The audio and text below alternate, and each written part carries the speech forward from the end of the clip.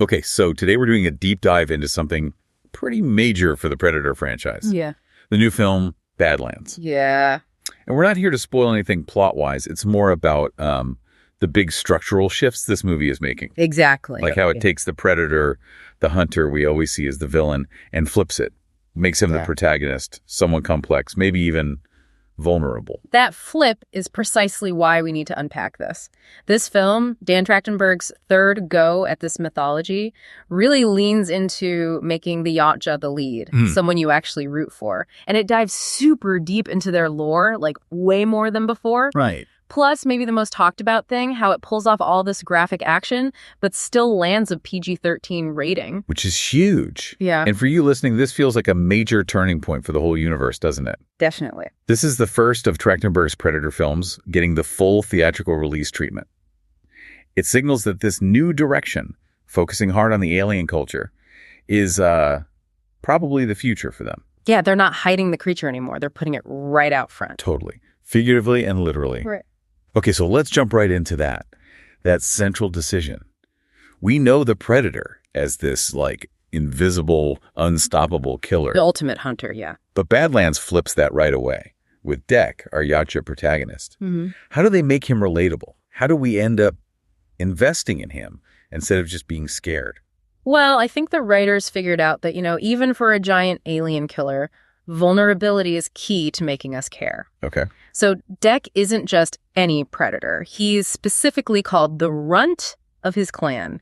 He's struggling against his own family, his own hierarchy. An outcast. Pretty much. He's trying to prove himself. So his whole motivation comes from this, deep insecurity. It's not just about the honor of the hunt. It's about wanting validation from his own kind. That's really interesting. It shifts the whole dynamic. It's less human versus monster, more like internal family drama, but on this huge cosmic stage. Exactly.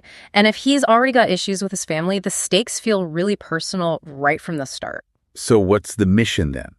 What does he have to do to get that respect he's looking for? It's not just, popping down to Earth for a quick hunt. Right. No, this is his first real hunt, his initiation, basically. And he has to go to this mythological planet, a place legends say is so dangerous no Yautja who's ever gone there has ever come back. Whoa. Okay, so it's a gauntlet. Totally. It's set up as this impossible series of trials. If he fails, he doesn't just die. He basically proves his clan was right about him all along. Wow. And what's so smart about that is how it immediately makes you, the audience, kind of side with the alien, right? Yeah. We're focused on his vulnerability the whole time. He's up against insane odds, not just the creatures on this planet, but also, the judgment of his own people. It's a classic underdog story, really, which always works when someone needs to succeed for their own sense of self. And that emotional connection, that makes us ready for the next big thing the movie does. Which is the deep dive into Yautja culture, because now we actually care about Dek. We're willing to learn about the society that, shaped him and maybe rejected him. And that part is huge. This is where it gets really fascinating, right? The amount of Yautja interaction we see, we're way beyond just clicks and growls now. Oh, absolutely. The sources say there are pages and pages of actual subtitled Yautja dialogue. Wow. Which meant they had to get serious about the world building. They actually hired the same linguist who created the Na'vi language for the Avatar movies. No way. Yeah, to invent a whole new working Yautja language. That alone tells you they're not just background villains anymore. They're the focus of their own story. That's a massive commitment. But, sometimes when franchises do that, dump a load of subtitled alien dialogue on you, it can feel a bit like a history lesson. Like a lore dump, yeah. Did they manage to avoid that? Make it feel natural? It seems like they did, mainly because the dialogue isn't just exposition. It's about the characters and the conflict. It's Dek arguing with his clan leaders or, strategizing. It serves the immediate story, his exile, his mission. It shows you their culture through his personal struggles, especially that family tension. Showing, not telling. Exactly. And the timing of this matters too, right? This isn't just another prequel or set sometime random. Correct. It's set much later in the overall timeline than any previous Alien or Predator film we've seen. So it's pushing things forward. Yeah, it really feels like it's setting up a whole new phase. New planet, bigger stakes maybe. Yeah. Moving beyond just isolated hunts into something larger scale, potentially. Okay, so if the stakes are that high, cosmic stuff, new worlds, This mythological trial deck probably isn't doing this all alone. No, he does find an ally, an unlikely one. Right. But first, we should mention the big bad, which is actually a familiar name, Weyland-Yutani, the corporation. Ah, okay. Back again? Yep. This time represented mostly by their supercomputer called Mother. And its goal is still the same old Weyland-Yutani goal: find dangerous alien stuff and weaponize it. That definitely grounds it back in that shared alien universe connection. For sure. So Weyland-Yutani is the threat. Now, who's the co-lead? The ally. Yeah. You mentioned Elle Fanning. Yeah, and this is really interesting. She plays two different synthetic models. Two roles, okay. And that duality is key. First, there's Thea. She's the nicer synth, more empathetic. She ends up helping Dek. Apparently, she spends a lot of time being carried on his back. Wait, really? Like C-3PO and Chewbacca? Exactly like that. That's the comparison everyone's making. She's like his translator, helps with strategy, and provides a lot of the humor. A giant predator carrying a kind of anxious robot on his back. I love that visual. It sounds great, right? But then there's the other model Fanning plays, Tessa. Okay. Tessa is the ruthless one, the hardcore synth working directly for Mother, trying to capture Dek for Weyland-Yutani. Wow. So the same actor playing both the helper and the hunter, essentially. And that's where the parallel comes in. The conflict between the two synths sort of mirrors Dek's own family issues. Nice. Well, Dek is fighting against his clan's expectations, right? Yeah. His biological family structure. Mm-hmm. Thea, the synth helping him, is essentially fighting against her family structure, her corporate programming, her creators, Mother. Gotcha. So they're both kind of rebels against their own family. Exactly. They're both sort of refugees. They need each other not just to survive the planet, but maybe to break free from these oppressive systems they're caught in. Their reliance is deeper than just tactics. That shared struggle definitely makes you root for them as this weird pair. Yeah.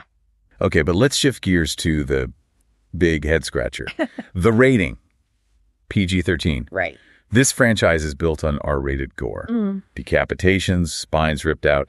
How does Badlands deliver that kind of predator action with a PG-13? It's actually pretty clever, a strategic workaround, really. Okay. The film gets the PG-13, even though it's packed with carnage. You still get decapitations, limbs flying off, really graphic kills. Yeah. But there's almost no red human blood shown.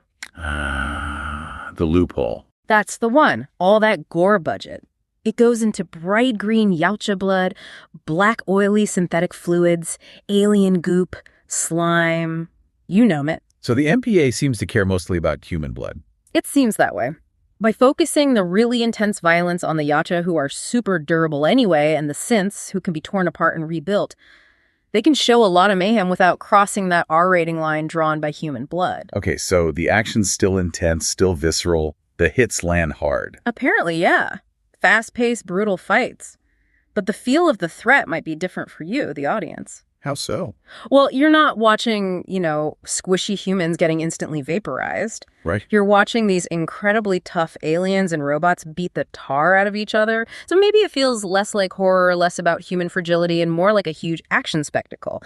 The weight of a death might feel different when it's green goo instead of red blood. That makes sense. It changes the tension. But it also lets them bring in more of the wider mythology, like you said with Weyland-Yutani. Exactly. Having the synths and Mother computer explicitly connects it to the alien universe without having to do a full alien versus predator thing. Which they seem keen to avoid. Very keen. Trachtenberg was apparently very clear.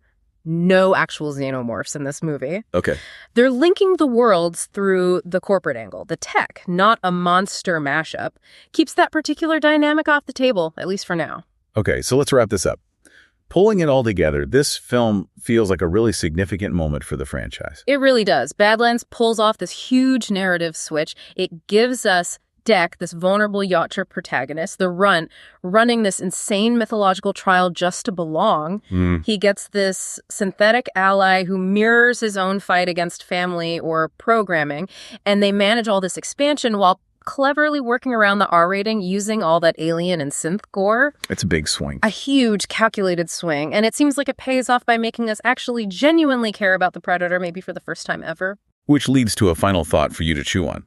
We see Deket's the runt. We see this intense conflict within his own clan. Yeah. It's not just about the hunt anymore. Right? The internal politics are key. So if Yautja morality, their code, is maybe driven more by this internal family drama, proving worth to an abusive family structure rather than just some universal hunter's code? Yeah. How does that change how we think about them? What makes a good or bad Yautja? Yeah. Does it become less about honor and more about, like, clan loyalty? Or just surviving family dysfunction? If the goal is acceptance, not just trophies, what does that mean for how they interact with everyone else out there in the galaxy? It definitely complicates things.